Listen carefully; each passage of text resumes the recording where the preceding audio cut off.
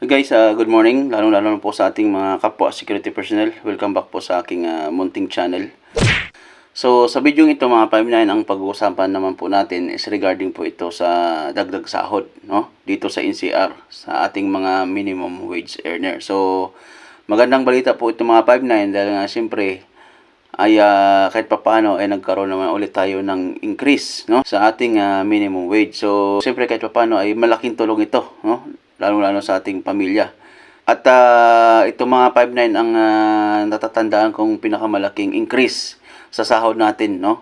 So, yun nga lang mga 59 ay dito lamang po ito sa NCR. So, wala pa silang nilalabas na additional or dagdag sahod sa mga probinsya. Okay?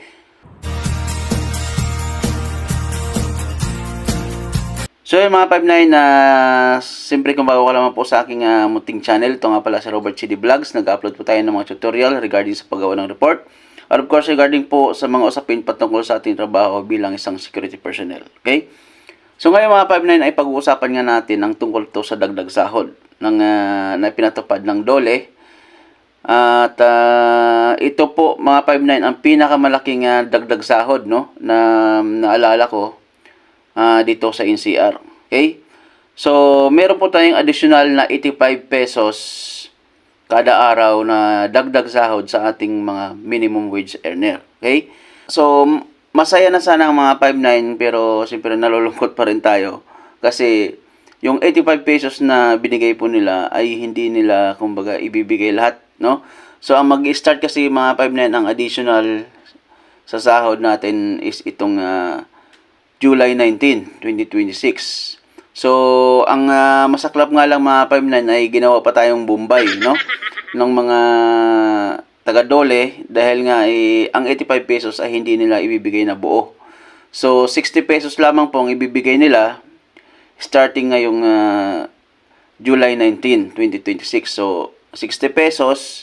So, then pagdating po ng January, doon naman po nila ibibigay yung 25 pesos. So, kumbaga, inuunti-unti nila, no? So, hindi ko alam kung anong naging plano nila, no? Pero siyempre, ang pinapatupad nila is yun nga, 85 pesos.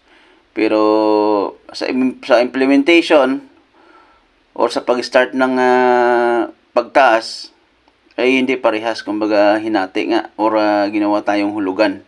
Ginawa tayong Bombay, no? So, okay na rin mga 59, no? Kahit paano, medyo masaya na rin tayo dahil nga kahit paano, nadagdagan yung sahod natin. So, siyempre, ang ano lang natin dyan, mga 59 is sana hindi na tumaas yung ating mga bilihin. Dahil nga, siyempre, kapag nagtaas ng sahod, asahan natin, tataas yung bilihin or tataas yung mga langis. Kaya, siyempre, tataas talaga ang bilihin or yung pamasahe. So, yun po ang pinakamahirap, no, mga 59. So, ang tabayanan ninyo yung mga 59, yung increase na papatupad. So, siyempre, kapag dito ka sa NCR, obligado po talaga or dapat talaga na ipatupad yan ng ating mga agency. Kasi mayroong mga agency mga 59 na hindi agad pinapatupad kahit na nagpatupad na ang DOLE.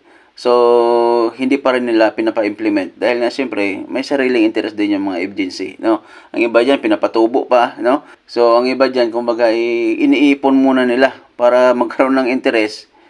Ang iba pang agency yan, ipapautang sa 5.9. Tapos, pag nagkaroon ng interest, so, mapupunta sa kanilang interest, so sabihin nila, ibabakpin na lang yung increase. So, siyempre, inabot ng ilang buwan, so, magkakaroon pa rin ng interest yun. So, kumbaga, ginigisa tayo sa sarili nating mantika ng mga agency. Mayroon pong mga ganyan, mga 5.9, no?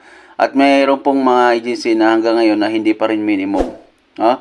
So, mataas-taas na yung minimum wage natin, tapos yung iba hindi pa rin sumusunod. So, yun nga, ay kailangan ay alam din natin yan mga 5.9 at dapat ay sumunod din yung mga agency. No? Kasi tayo mga 5.9 ay kasama tayo sa minimum wage earner. So, syempre, dapat kasama tayo sa increase na yan. Okay? So, yan mga 5.9 ay magandang balita po sa atin. At syempre, masaya na rin tayo kahit papano. Nadagdagan ng konti yung sahod natin. Okay? So, yan mga 5.9, sana ay nakatulong sa inyo ang update ko na ito. Kasi syempre, ang iba hindi naman nakakapanood ng news. Although, nasa news na po ito. Pero syempre, yun nga ay inuulit ko lang dito, no? Para kahit papano ay yung hindi aware ay magkakaroon po sila ng idea na starting po July 19 is may additional na po tayo na 60 pesos every day, no, sa ating minimum wage earner. Okay? So yun lamang mga 5-9. Maraming salamat po kung nakatulong po sa inyo ang video ito. Sana po huwag niyo pong kalimutan mag-like, share, comment, and of course mag-subscribe po sa ating munting channel para kahit pa paano ay updated po kayo sa mga video na susunod pa nating i-upload. Okay? So yun lamang mga 5-9. Maraming salamat po. God bless us all.